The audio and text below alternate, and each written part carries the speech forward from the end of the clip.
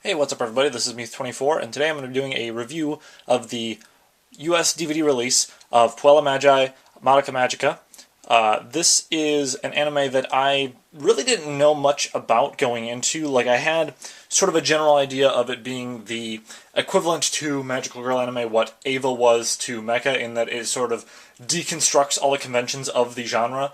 But I didn't really know much about the plot, and I think that was a huge benefit for me watching it, that I only really knew like one kinda important plot point that happens about halfway through the series, but I didn't really know, what was going to happen later on. I didn't really know actually that much about the characters. Like, I knew the character designs, and I could associate them, like seeing people cosplaying them or just seeing pictures online or something like that. I could associate like, oh, you're from that series, but beyond that, I didn't know much about it. So I really enjoyed this a lot more than I thought I was going to, because I kind of went into it thinking, I'll give this like 2-3 episodes and see what I think of it, and then if I don't like it, I'll just stop watching it. But about the time the third episode finished, I was like, I'm hooked. I have to finish this, and I burned through my original watching of it in like, I don't know, 3 days maybe.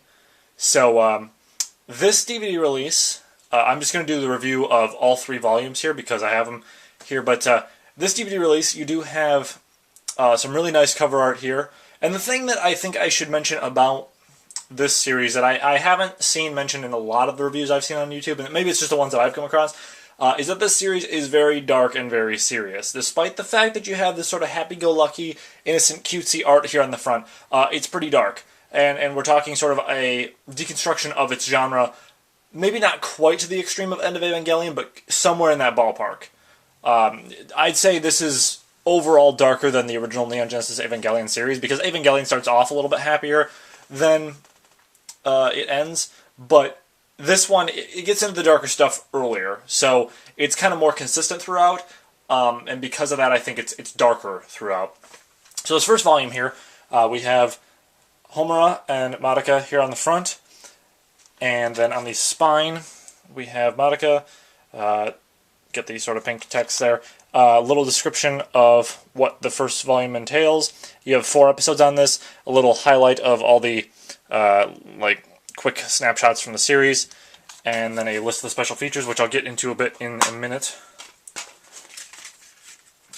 Then we have the Aniplex cards, feedback sort of a thing, because this was licensed by Aniplex of America.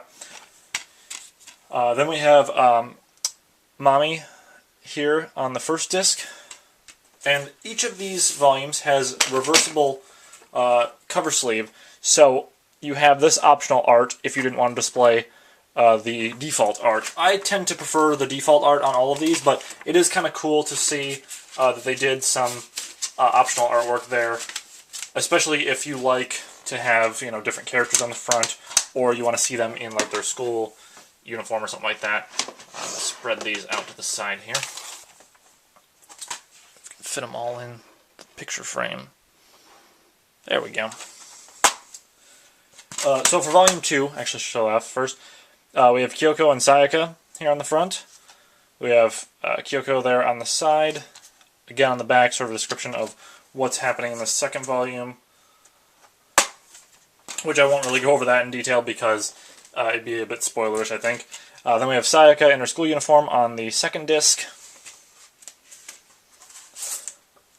And then the inside art here is the girls again in their school uniforms, and Kyubei there.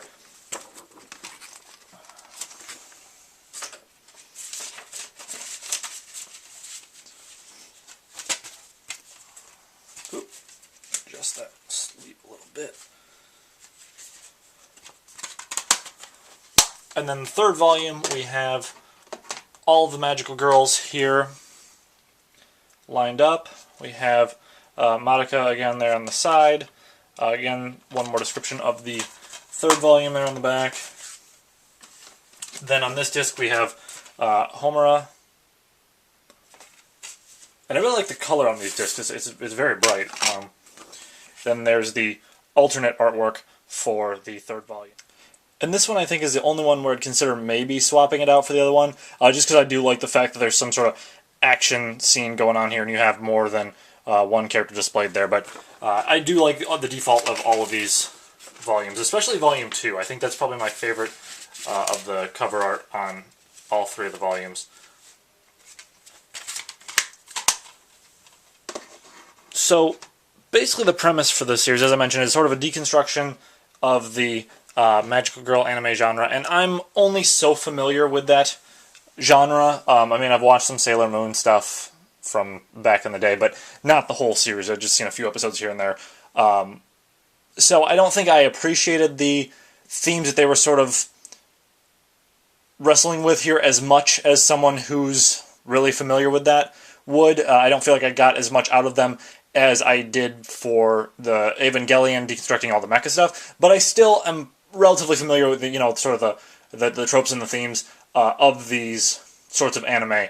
And to that end, I think even if you don't know as much about magical girl anime and like the staples of the genre, you're still going to enjoy this series as long as you're okay with a very dark and serious and sometimes depressing anime. So basically the outset of this is that you have Madoka meets Homura, and they're classmates because Homura transferred from some other school. And basically within the first day of meeting, Homura warns her that if anyone comes to her offering these grand wishes and all these like magical powers that she could get, to not accept them, which is kind of interesting because most magical girl anime, you have it where within the first couple of episodes, the main character becomes the magical girl, right? And then she gets powers and has to deal with a lot of the challenges that come with that, fighting evil spirits or what have you. In this case, they are fighting witches. And the witches sort of influence people's nature around them, and only the magical girls can really see them, so they deal with some things like depression and suicide, being sort of influenced by witches. And then the witches also sometimes leave behind these like traces of themselves, which, while it's still good for the magical girls to fight those like remnants of the witches, they don't get rewarded with anything. When they fight a witch, they get rewarded with a grief seed, and the grief seed allows them to cleanse their soul gem. And so it's this sort of perpetual cycle of you defeat the witch, people are safe, and you also get to clean up your soul gem, right? So Homura tells Madoka that she shouldn't become a magical girl, and Madoka's super confused and like, I don't understand what you're talking about to begin with, but I don't understand why you want to prevent me from becoming a magical girl. It's not long after that she and Sayaka meet Mami, who is already a magical girl, and sort of seems to be at odds a little bit with Homura. It's not like they're enemies per se, but whatever it is that Homura set out to do, Mami is at odds with that, like just sort of at odds with their plan. Just because of the fact that she has sort of introduced Madoka and Sayaka to the world of magical girls. Now, those characters don't become magical girls until later on. It's Homura, Mami, and Kyoko are all magical girls from the outset. But sort of the real implications of what it means to be a magical girl, sort of the rules they have to follow, the sacrifices that come with that, like personal sacrifices and stuff, those all come into play later on. And it's really interesting to see how this series is paced to like accommodate for all of that and to, I think, better its storytelling as a result. I think it does a really good job. And I was actually concerned of the fact that it was only 12 episodes, that it might not have enough time at the end, that it would just rush things. But I was very pleasantly surprised with the way that they handle everything. Because each episode is sort of like a layering of the big story at play. Like, it's not so much that they have like a big plot twist sort of thing, but each episode it's like you get more and more information that adds to the greater sum of everything that we're building towards. And it definitely feels like once you get past like the third or fourth episode that we're building towards something really important, and that'll have some, big gravity of what's going to happen later on. So that's about all I can say about the plot without spoiling stuff, because it's about the end of the third episode into the fourth episode that things start to get really heavy and plot points start to get really important and everything sort of starts tying together. But I can say that the animation style in this is superb throughout. Like, the animation of the the main part of the anime, when the girls are walking around school and when they become magic girls and all that, it looks like movie quality, or at the very least, really high tier OVA quality. And I guess that kind of makes sense because this is only 12 episodes, so they have a lot more in the way of resources and time to pour into making it look good. As far as the witches' mazes, when they enter those and go to fight the witches, they're sort of this cool and really bizarre, almost like a collage of like magazine clippings mixed with like old European artwork, like oh gosh, was it Van Gogh's Starry Night? I believe was sort of the inspiration for one of the backdrops of one of the mazes later in the series, and so it's really cool to see like this sort of surrealistic art style that's sort of mishmashed with the very typical anime style. Like this isn't the most typical of the for the like standard animation, at least, of an anime, but it definitely follows more of the anime conventions for the main portion of the series. But to have something so odd and just different in there is really cool, and I think a breath of fresh air in terms of the animation style. The writing is really well done too, especially the dialogue between the characters. I think it's very carefully done. I've only watched a little bit of the dub because I watched the sub version when I watched this through. I've seen a little bit of the dub though here on the DVDs, and I think it's like the voice actresses fit their characters well. It's just that a couple of them sound older than these. They're supposed to be middle school girls, basically, and so a couple of voice actresses sound a little bit older than I think really fits the character. I don't think that's necessarily their fault in it coming across that way. I think it's just the fact that you have older individuals playing younger characters, so I think that's just sort of comes with the territory a little bit. But I did notice that all of the dialogue that the voice actresses in the dub use, at least from the episode that I saw, are the exact same lines from the Japanese version. So if you watch it subtitled or you watch it dubbed, you're getting the exact same dialogue. Sometimes with anime like Sergeant Frog and stuff, they'll change up the jokes a little bit to accommodate for Western audiences. And not like this is really that funny of a series, but sometimes they'll change up the dialogue just a little bit in anime to make it more accessible or more immediately accessible. This anime, they do not do that. It's the same dialogue throughout, or at least I presume it is, because everything that I saw was exactly the same as in the Japanese version. Now comes the part where I kind of lay into Aniplex a little bit for the way they've handled this US release. Basically, the thing that bugs me the most about this is the cost of these volumes. Now, I won't say exactly how much I spent, but the going price for these volumes is $30, $35 per volume for the DVDs. And mind you, you are getting 4 episodes on each DVD, which seems like quite a lot, because it is. The Blu-ray versions, I believe, are closer to 45 or 50. I don't believe there's any differences in terms of special features that you get. It's just 1080p quality. There are special edition releases, however, that run about $75 a piece, and those have some extra goodies and different cover art and all that, and they come in a nice box. But if you get all 3 volumes of the special edition running at $75 a piece, that's an insane amount to spend for 12 episodes. And I even think that this is quite pricey for 12 episodes of a standard release. It looks really nice, don't get me wrong. Like I love the presentation factor here, and actually even the menus are really well done. Like they show when you start with the DVDs, pop them in your DVD player, they show like the little copyright law warning thing at the beginning that you have with like any movie, except for that they're the Japanese version. They're not changed for the US release. So I believe what they did is basically just took the intro section there and the menus, which look fantastic. I think those are from the Japanese version. Like I think those are from the original Japanese release, because Japan has sort of a history, especially with like Gundam and stuff that's really popular like that, of just really amping up the DVD release. Whereas here we tend to get your standard releases of any DVD, not just anime, but like movies and TV shows and stuff like that. You have your standard release and your special edition release. And the standard release is pretty bare bones usually.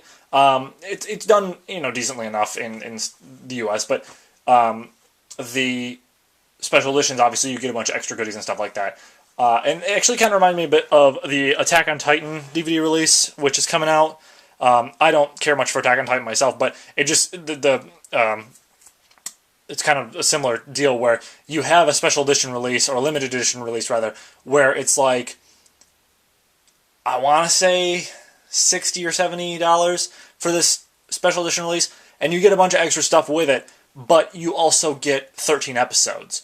Whereas with the special editions of these, you're getting 4 episodes, which is crazy. Like, I don't think I'd pay that much for a special edition of much of anything, unless it was like some crazy Evangelion or Gundam special. But one that I really felt like the cost was justified. But for 4 episodes, that's nuts. That's insane that you would have that sort of cost. So really, if you're looking at getting these, it's really a matter of how much do you like this series, because even with these standard editions, you're looking at forking over $80 to $90 to have the whole series, which is a lot, I realize. And I got mine from Right Stuff, which was by far the cheapest option I could find out there. I was a little surprised because usually Amazon or one of their merchants will have DVDs and anime and stuff for a little bit cheaper. But in this case, Right Stuff was the way to go, and that's if you're looking at getting these, that's what I would recommend. But that's a really big investment, I realize. So if you have the money to burn for it and you really like the series, I'd say go for it. But no one's going to blame you if you're like, wow, it's a crazy amount to spend for these DVDs, because it kind of is. I love this series, and I definitely knew that I was going to watch this again and probably share it with my friends and stuff. So it was okay for me to go ahead and just say, I want to grab this series while I have the money and the opportunity to do it. But yeah, it's really weird to me that Aniplex is charging that much for any of these versions of this anime, because I realize that when you have a popular anime, and Madoka was arguably a very popular anime when it came out.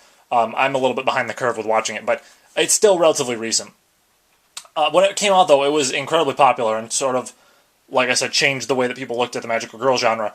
And I can understand them wanting to hike up the price a little bit for the sake of they know it's going to sell well. But when you hike it up this much, I think you're just defeating yourself. Like, for DVDs being 30-ish a piece, that, like, I feel like you've hiked it up so much that people just aren't going to buy it now. They're gonna find some other means to watch it because the price is just so crazy. And it's also weird to me that they didn't license it through someone else. I guess Aniplex has done that with Full Metal Alchemist and stuff like that, where they licensed it through Funimation.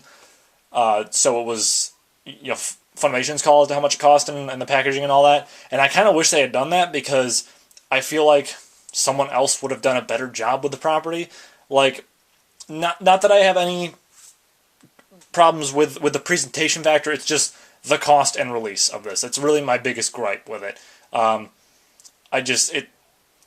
I've said it a couple times now, it's crazy how much this thing costs. But I do know that the Rebellion movie is coming out on Blu-ray, but they're doing a direct import of that, so you won't have any dub to it, which is really weird. Like, I appreciate the fact that they put both the dub and the subbed version on here. I prefer the sub, but if you want the dub, it's there, right? Like, everybody's happy. For the Blu-ray release of the movie, they're just doing the subtitled version, which seems really weird, because you'd think for a movie that follows up a series they've already dubbed, it wouldn't be that hard for just, a week to call in the voice actors who did this and be like, hey, we've got a movie, want to come back and reprise your role real quick? Because the turnaround on the film, obviously, is going to be a lot faster than a full-fledged series. Obviously, it still takes time to edit it and all that, and whatever. But if you've already got the dub, and you have people who are familiar with the dub voices, and then suddenly you've got the Blu-ray release and it doesn't have the dub on there, I guess I don't understand why you wouldn't just go ahead and do that. I had the same sort of gripe with the Zeta Gundam films, where they could have honestly just copy and pasted audio from the films and then called in people for a weekend and been like, here, record the 3 lines of dialogue that we have in the Zeta Gundam films that aren't in the series. And so I feel like it's kind of a similar situation here. Obviously, you've got a whole movie there, which I don't know about anything about the third film, Rebellion. I know the first 2 are just compilation of the events of the series, but I don't know anything about the third film yet. I would like to watch it at some point, but it just seems really weird to me that they wouldn't go ahead and do that. But anyways, I love this series. It's fantastic. It really surprised me again how much I liked it, and was, I think, a great anime start the year off with, having one of my first big viewings of the year. But like I said, it's really a matter of how much do you love this series, because you're going to pay an arm and a leg for it. That's the simple fact of the matter. Like, whether you're getting the DVDs or the Blu-rays, or you're a crazy person who wants the special edition releases, you're going to be paying quite a bit for it. So that's pretty much it for this review, and with that, I will see you guys next time.